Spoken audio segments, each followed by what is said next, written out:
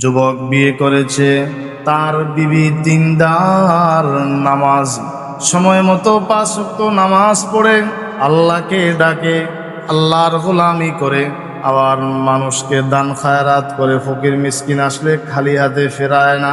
হঠাৎ একদিন ঘরের দরজায় কোনো ফকির আসছে, আল্লাহর নামে কিছু সাহায্য চাই, যদি সামর্থ্য থাকে একটু সহযোগিতা করো।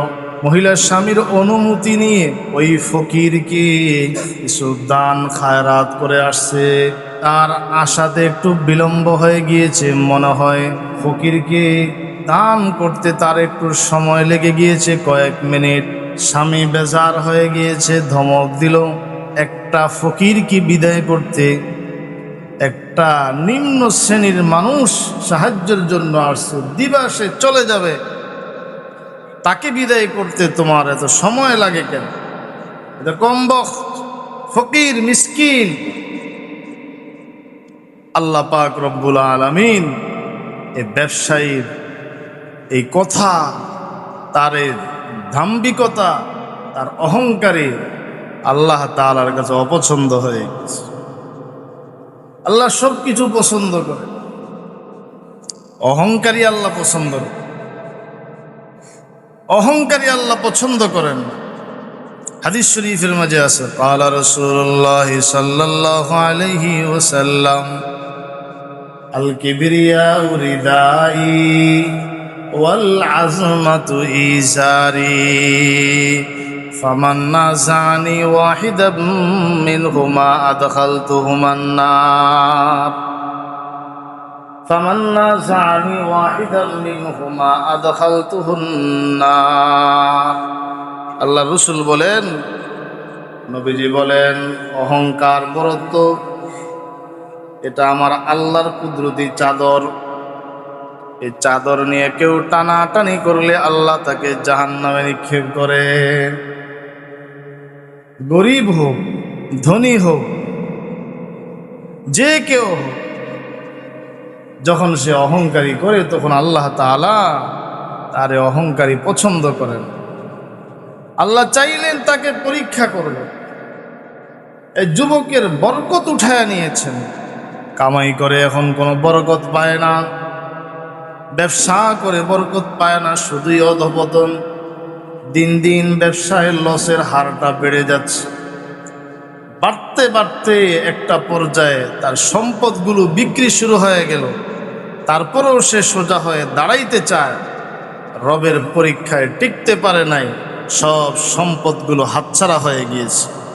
পরিশেষে তার এই দিনদার বিবি নিয়ে দুজন মিলে একটু খাবার দাবার করবে, সংসার পরিচালনা করবে, এতটুকু সুযোগও তার ভাগ্যে ছিল না, বিবিকেও ছেড়ে দিয়েছে।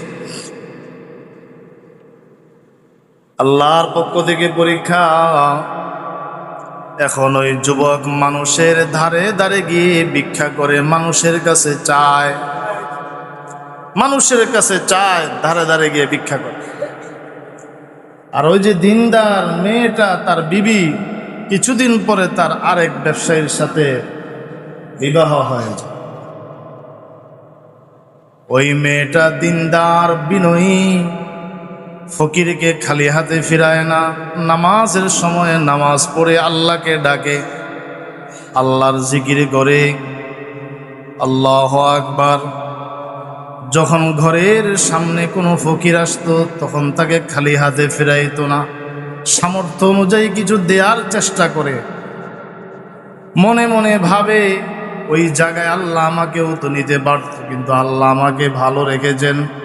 লাইন শাকারতুম লাযীদান্নাকুম, লাইন শাকারতুম লাযীদান্নাকুম ওয়া লাইন কাফারতুম ইন্না আযাবী লাশাদীদ। কোরআনে কারীমের আয়াত স্বর্ণাক্ষরে লিখে রাখার মতো, মুখস্থ করবেন, এতটুকু অংশ একটু লিখে রাখেন, নাইলে উল্টায় উল্টায়া দেখেন আল্লাহ কি বলেছেন। লাইন শাকারতুম লাযীদান্নাকুম, বান্দা আমি তোমাকে অনেক নেয়ামত দিলাম, এই নেয়ামত পাওয়ার পরে শুকর আদায় করো, শুকর আদায় করো। নিজেকে অনেক বড় ভাবিও না, নিজেকে অনেক বড় মনে করিও না। লা ইন শাকারতুম, যদি বান্দা শুকর আদায় করো, লা আযীদান্নাকুম, আমি আল্লাহ তোমার নেয়ামত বাড়ায়া দিব, অভাব আসবে না। আল্লাহ তাআলা তোমার নেয়ামত আরো বাড়ায়া দিবেন। কিন্তু ওয়ালা ইন কাফারতুম, যদি তুমি অস্বীকার করো, নেয়ামতের নাফরমানি করো, নাশুকরি করো, নিজেকে বড় মনে করো, দাম্ভিকতা দেখাও, অহংকারী দেখাও, ইন্না আযাবি লাশাদীদ, জেনে রাখো আমার আযাব বড় কঠিন, আমার আযাব বড় কঠিন। অহংকার করেছিল নমরুদ, আমি আল্লাহ তাকে জুতার বাড়ি খাওয়ায়া দুনিয়া থেকে পাঠায়া দিয়েছি, তার সিংহাসন, তার ক্ষমতা তার কাছ থেকে চিনে নিয়েছে। অহংকার দেখাইছিল ফেরাউন, জীবনে ওর শরীরে কোনো রোগও সৃষ্টি হতো না। টাকা পয়সা ক্ষমতা, শত শত বছর সে ক্ষমতা চালিয়েছে। তার অহংকারের মাত্রা যখন বেড়ে গেল, আল্লাহ বলেন ফালাম্মা নাসু মা যুকিরু বিহি ফাতাহনা আলাইহিম আবওয়াবা কুল্লি শাই। মানুষকে অনেক নেয়ামত দেই, একটা সময় সে আমাকে ভুলে যায়, আরো নেয়ামত বাড়ায়া দেয়, তখন সে অহংকারী হয়ে যায়। অহংকারের মাত্রা যখন চূড়ান্ত পর্যায়ে পৌঁছে যায়, তখন আল্লাহ বলেন এখন আর ছাড় নাই। মুহূর্তের মাঝে দেখে জমিনটা সংকীর্ণ হয়ে গিয়েছে।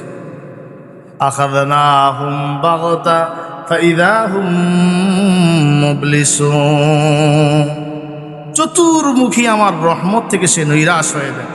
যেদিকে কদম বাড়ায় জমিন সংকীর্ণ, আর তার সামনে কল্যাণ খোলা থাকে না। এরকম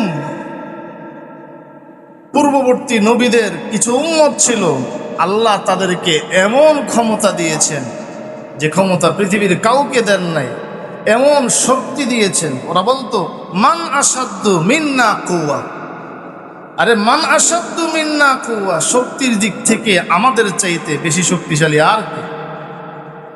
শক্তির অহংকারী দেখাইতে আসলেই শক্তিশালী ছিল। ওয়াকানু ইয়ানহিতুনা মিনাল জিবালি বুয়ুতা, পাহাড় কেটে কেটে তারা ঘর বানাইতো, পাহাড় কেটে কেটে তারা ঘর বানাইতো, পাহাড় কেটে কেটে ঘর বানাইতো। তাদের শক্তি অনেক বেশি। মান আসাদ্দু মিন্না কুওয়া, আমাদের থেকে বেশি শক্তিশালী আর কে আছে? আল্লাহ পাক রব্বুল আলামিন যখন ধরেছেন, তখন তাদের এই দালান কোঠা ঘর বাড়ি বস্তিতে পরিণত হয়ে গিয়েছে। আল্লাহর আযাব এসেছে, ওই জমিনটাও নোংরা হয়ে গিয়েছে। ওই জমিনে ঘর বাড়ি তো দূরের কথা, কোনো ফসলও ফেললে সেটা উঠে না। একটা দানা রোপণ করলে, একটা চারা রোপণ করলে এখান থেকে কোনো গাছপালা কিছুই জন্মায় না। এত দূষিত পানি, দূষিত আবহাওয়ায় পরিণত হয়ে গিয়েছে। এজন্য আল্লাহ পাক রব্বুল আলামিন মানুষকে হায়াত দিয়েছেন একটু পরীক্ষা করার জন্য, অহংকার করার জন্য নয়, অহংকারী প্রদর্শনের জন্য নয়। আমি বড় নামাজি, আমি বড় হাজী সাহেব। অহংকার থাকলে আপনি এটা ভেবে নিয়েন যে আপনার চাইতে বেশি সেজদা দিয়েছে শয়তান ইবলিস। কথা ঠিক না বেটি? বলেন না ঠিক কিনা? কপালে দাগ ফেলে দিয়েছে, হজ কতবার করেছে হিসাব নাই, বেলা হিসাব সেজদাই দিয়েছে, কিন্তু তার অহংকার তাকে ওয়াইন্না আলাইকা লানাতি ইলা ইয়াউমিদ্দিন ক্বালা ফাখরুজ মিনহা ফাইন্নাকা রাজিম ওয়াইন্না আলাইকা লানাতি ইলা ইয়াউমিদ্দিন। বের হও, জান্নাতে আর তোমার মতো মুতাকাব্বির অহংকার থাকার জায়গা না। জান্নাতে থাকবে বিনয়ী মানুষগুলো। তুমি বের হয়ে যাও, বের হয়ে যাও। আর কিয়ামত পর্যন্তের জন্য আমার অভিশাপ তোমার অভিশাপ, আল্লাহর রহমত থেকে দূরে সরে যাও। মহিলা দ্বিতীয় সংসার শুরু করল, কিন্তু আল্লাহকে ভুলে নাই। নামাজের সময় নামাজ পড়ে, রোজার সময় রোজা রাখে, মানুষের সাথে সুন্দর ব্যবহার করে বিনয়ী নম্রভাবে তার চলাফেরা। কোনো ফকিরকে খালি হাতে ফেরায় না। মিসকিন আসলে তাকে কিছু দিয়ে বিদায় করার চেষ্টা করে। একদিন এক মিসকিন এসেছে, ঘরের ভিতরে স্বামীর সঙ্গে আলাপ আলোচনায় আনন্দের মুহূর্তে লিপ্ত। স্বামীর কাছ থেকে অনুমতি নিল, ফকির এসেছে তাকে কিছু দিয়ে আসে। মহিলা গিয়ে তাকে ভিক্ষা দেয়, দান করার জন্য গেল। দরজা খুলে তার চেহারার দিকে তাকায় হঠাৎ করে চিৎকার দিয়ে জমিনে লুটে পড়ল। স্বামী দৌড়ে আসছি, তাকে উঠাইল। কি হয়েছে? খবর জানা গেল এই যে ফকির, এটা সাধারণ কোনো ফকির না, এটা অন্য কোনো ফকিরের মতো নয়। এই ফকির হলো আমার পূর্বের ঘরের স্বামী। তার বহু সম্পদ ছিল, তার কোটি টাকা ছিল, তার সুস্থতা ছিল, তার নাজ নেয়ামত আল্লাহ তাকে বহু দিয়েছেন। কিন্তু এগুলো তার জবান, তার দিলের ভিতরে জবানে ছিল কর্কশ ভাষা, দিলের ভিতরে ছিল আমিত্ব, অহংকারী। আল্লাহ তাআলা সেই চেয়ার থেকে নামায়া তাকে এখন দরজার ফকির বানায় দিয়েছে। ये तुम्हारी माल दौलत, ये तेरा शाही महल, ये तुम्हारी माल दौलत, ये तेरा शाही महल, या वो तुझको छोड़ देगा या उसे छोड़ देगा तू। তোমার এই ধন সম্পদ, এই বালাখানে, অট্টালিকে, গাড়ি, বাড়ি একদিন তোমাকে ছেড়ে দিবে, অথবা তুমি তাকে ছেড়ে দিয়ে কবরে চলে যেতে হবে। দুনিয়ায় এসেছো, পরনে কিছুই ছিল না। যাওয়ার সময় যদি ভাগ্যে থাকে 3টা কাপড়, গাড়ির জায়গায় গাড়ি থাকবে, বাড়ির জায়গায় বাড়ি থাকবে, ব্যবসার জায়গায় ব্যবসা থাকবে। এগুলো বিক্রি হয়ে যাবে, এগুলো হাতছাড়া হয়ে যাবে, এগুলো কিছুই থাকবে না। এই জন্য গতকাল আমার বড় বোন জামাই চলে গিয়েছে, তো কবরে দেওয়া হচ্ছে। কবরের পাশে দাঁড়ায় দাঁড়ায় আমি বিষয়গুলো চিন্তা করছিলাম। যাওয়ার সময় তো কিছুই নেওয়া সম্ভব হলো না। আবার বৃষ্টি, বর্ষাকালে মানুষ মাটি দেওয়াও কষ্টকর, কবর খনন করে আবার পানি ওঠে, বালি ছালি দিয়ে শুকায়া তারপরে ব্যবস্থা করতে হয়। তারপরের অবস্থা কি? এরপরে আপনাকে যখন কবরে রেখে চলে আসবে, তারপরে পানি দেখা দিবে না, তারপরে কবরের কোনো আলোর ব্যবস্থা থাকবে না, ওই কবর চতুর্দিকে বন্ধ হয়ে যায়। কিন্তু ঠিকই আপনার আরেক জিন্দিগি শুরু হয়ে যাচ্ছে। আপনাকে উঠানো হবে, আপনাকে প্রশ্ন করা হবে, মার রাব্বুকা, রবকে, ওমা দীনুকা, ধর্ম কি, মান হাদার রাজুলুল্লাযী বুইসা ফীক। সেখানে 5টা বাড়ির মালিক হলে, 5 কোটি টাকার মালিক হলে উত্তর দিতে পারবে এমন না। ফকিরও যদি দিনদার হয়, ফকিরও যদি নামাজি হয়, গরিবও যদি আল্লাহওয়ালা হয়, গুনাহ মুক্ত জীবন গঠন করে, রবকে দুনিয়ায় নামাজে দাঁড়ায় দাঁড়ায় রবের কথা স্মরণ করে, আলহামদুলিল্লাহি রাব্বিল আলামিন, রুকুতে গিয়ে রবকে ডাকে সুবহানা রাব্বিয়াল আযীম, সিজদায় গিয়ে রবকে ডাকে সুবহানা রাব্বিয়াল আ'লা। ওই নামাজি, ওই মুসল্লি, ওই বিনয়ী, ওই দিনদারকে যখন প্রশ্ন করা হবে মার রাব্বুকা, সে সঙ্গে সঙ্গে জবাব দিবে রাব্বি আল্লাহ, আমার রব। বলেন না রবকে? আরেকটু আওয়াজ দিয়ে বলেন রবকে। এটা বোঝার জন্য, এই প্রশ্নের উত্তর দেওয়ার জন্য দুনিয়া থেকে মুখস্থ করে যেতে হবে না, ওটা আমল করে যেতে হবে, রবকে ডাকতে হবে। আর ওই রব অহংকারী মানুষগুলোকে পছন্দ করেন। প্রশ্ন করা হবে মা দিন, তোমার ধর্ম কি? আল্লাহ পাক রব্বুল আলামিন কোন পথে চললে আমাদের শান্তি হবে, কোন পথে চললে আমরা পরকালে মুক্তি পাব।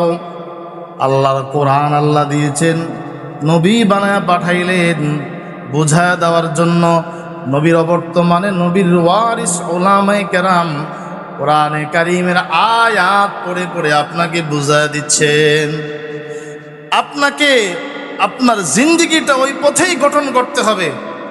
এদিকে যেই শয়তান, যে ইবলিস আমার আপনার বাবা আদমকে, হাওয়াকে জান্নাত থেকে বের করার ষড়যন্ত্র করেছে, যে ইবলিস আল্লাহর কাছে ওয়াদা করেছে, আল্লাহর কসম, লা উগভিয়ান্নাহুম আজমাইন, আমি আপনার এই বান্দাগুলোকে গোমরা করেই ছাড়ব। আমি একা আপনার অভিশাপ নিয়ে জাহান্নামে যাব না, আমি আপনার সবগুলো বান্দাকে নিয়ে জাহান্নামে যাব। আল্লাহ বলেন, ইল্লা ইবাদাকা মিনহুমুল মুখলাসিন। তোমার মিশন তুমি চালায় নাও। তুমি মানুষকে গোমরা করতে চাইলে পারবে, কিছু ক্ষমতা আমি আল্লাহ তোমাকে দিয়েছি। তবে আমার কিছু মুখলেস বান্দা আছে, জীবন পরিচালনায় আমাকে ভুলবে না, নামাজ ভুলবে না, আল্লাহর কোরআন ভুলবে না, হাদিস ভুলবে না, তার ব্যক্তিগত জীবন, তার পারিবারিক জীবন, তার সামাজিক জীবন, পুরাটা জিন্দিগি সে কোরআন সুন্নাহ অনুযায়ী পরিচালনা করবে। ওই মুখলেস বান্দাকে জীবনে তুমি গোমরা করতে পারবে। তার জন্য আমি আল্লাহ জান্নাত প্রস্তুত করে নিয়েছি। লাকুম ফিহা মা তাশতাহি আনফুসুকুম ওয়া লাকুম ফিহা মা তাদউন। তার আশাই থাকবে জান্নাত, আল্লাহ প্রদত্ত নেয়ামত, সেখানে যা চাইবে তা পাবে। নারী চাইবে, গাড়ি চাইবে, বাড়ি চাইবে, প্রাণীয় বস্তু, শরাব চাইবে, মদ চাইবে, যা চাইবে তা পাবে, মন যা চাইবে তা পাইবে। কিন্তু দুনিয়ায় তার চলার পথে মনচাহি জিন্দিগি পরিহার করে চলতে হবে, শয়তানি জিন্দিগি পরিহার করে চলতে হবে। এখন রাসূলুল্লাহ সাল্লাল্লাহু আলাইহি ওয়াসাল্লামকে পাঠায়া সিরাতে মুস্তাকিম জান্নাতের রাস্তাটাও আল্লাহ বাতলায়া দিয়েছেন। আবার ওদিকে শয়তানও আপনাকে আমাকে ডাকে। এখন আমি আপনি কোন পথে চলব? মসজিদের আজান হয়, আমি দোকানেও যেতে পারি, মসজিদেও আসতে পারি, হ্যাঁ, বাড়িতে আমি বসে কোরআন তেলাওয়াত করতে পারি, কোরআন তেলাওয়াত শুনতে পারি, আবার গানও শুনতে পারি। আমার সন্তানকে আমি দিনের পথে রাখতে পারি, আবার বদ্দিনের পথে ছেড়ে দিতে পারি। আমি ব্যবসার মাঝে হালাল তরিকা অবলম্বন করতে পারি, অথবা হারাম পথ শয়তানের পথ অবলম্বন করতে পারি। তবে আমার হিসাব আমাকেই দিতে হবে, আমার হিসাব আমাকেই দিতে হবে। সেদিন আল্লাহ পাক রব্বুল আলামিন কে কোন বংশের সেটা দেখবেন না, কে কত টাকার মালিক সেটা দেখবেন না, কে কি পরিমাণ ক্ষমতার মালিক সেটা দেখবে না, কে কোন ব্যবসা করত আল্লাহ সেটা দেখবেন না। আল্লাহ দেখবেন, ইন্না আকরামাকুম ইনদাল্লাহি আতকাকুম, তোমার অন্তরের তাকওয়া দেখবেন, যে আল্লাহর ভয়, দিনদারি কতটুকু তোমার মাঝে ছিল সেটাই দেখবেন, সে অনুযায়ী ফায়সালা হবে। যদি আল্লাহ শুধু সৌন্দর্যই দেখতেন, যদি আল্লাহ শুধু সম্পদেই দেখতেন, তাহলে বেলাল হাফসির মতো সাহাবি, সোহাইব রুমির মতো সাহাবি, এদের জান্নাতে যাওয়ার ভাগ্য হতো না। আবু হুরায়রার মতো সাহাবির জান্নাতে যাওয়ার ভাগ্য হতো না, যারা জিন্দিগি ভর শুধু কষ্টই করেছেন, খাবার কখনো পেয়েছেন কখনো পান নাই।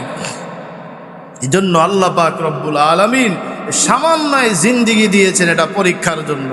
কবর জগতে আমাদের সবাইকেই যেতে হবে। ওই কবরে কোনো জানালা নাই, কোনো দরজা নাই, কোনো এসি নাই, কোনো পাখার ব্যবস্থা নাই, কিছুই নাই। কিন্তু আল্লাহর ওয়াদা, রাসূলুল্লাহ সাল্লাল্লাহু আলাইহি ওয়াসাল্লাম বলেছেন, ঈমান আমল নিয়ে কবরে যাও, আল্লাহ তোমার এই কবরটা জান্নাতের টুকরা বানায় দিবেন। আল্লাহ তো তিনি, যার এক হুকুমে গোটা বিশ্ব কেঁপে উঠে, ঘূর্ণিঝড় শুরু হয়ে যায়, কোটি কোটি দালান কোটা তছনছ হয়ে যায় মুহূর্তের মাঝে। আল্লাহ তো তিনি, যিনি নাফরমানীদেরকে তুফান দিয়ে ধ্বংস করে দিয়েছেন। আল্লাহ তো তিনি, যিনি ফেরাউনের সিংহাসনকে তছনছ করে দিয়েছেন। ওই আল্লাহর হুকুমে সূর্য উঠে সূর্য ডুবে, আল্লাহর হুকুমে চন্দ্র উঠে চন্দ্র ডুবে, আল্লাহর হুকুমেই এত বিশাল আসমান খুঁটিবিহীন আল্লাহ পাক টিকে রেখেছেন। একটা সময় আসবে এগুলো কিছুই থাকবে না। যে আল্লাহর এত ক্ষমতা, ওই আল্লাহ 3.5 হাতের মানুষের কবরটাকে জান্নাত বানাইতে পারবেন কি পারবেন না? তাহলে এটাকেই আল্লাহ তাআলা জান্নাতের টুকরা বানায় দিবেন। ঘরের দরজা জানালা সব বন্ধ, ভিতরে এসি চলে, ও আল্লাহ কবরকে জান্নাত, কবরের মাঝে জান্নাতে এসি ফিট করে দিবেন। সুবহানাল্লাহ। আল্লাহ আমাদের বুঝার আমল করার তৌফিক দান করেন, অহংকার মুক্ত জিন্দিগি গঠন করার তৌফিক দান করেন। আল্লাহ তাআলা ইখলাসের সাথে আমল করার তৌফিক